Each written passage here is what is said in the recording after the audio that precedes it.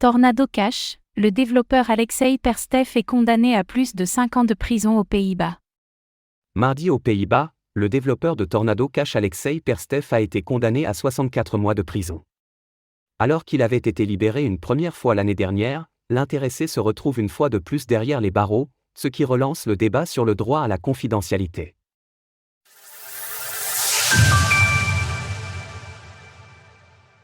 Affaire Tornado Cash, Alexei Perstev retourne en prison. C'est une affaire initiée il y a près de 2 ans maintenant, lorsque le Trésor américain a placé les adresses du mixeur Tornado Cash sur la liste noire de l'Office of Foreign Assets Control, OFAC.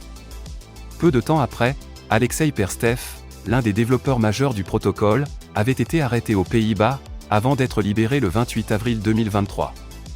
Toutefois, en mars dernier, la justice néerlandaise a dévoilé un acte d'accusation pour les charges qui pesaient sur lui. C'est donc au 26 mars qu'a débuté son procès devant juger le rôle qu'il aurait joué pour faciliter le blanchiment de 1,2 milliard de dollars, notamment issus de hacks importants dans l'industrie comme celui du bridge Ronin.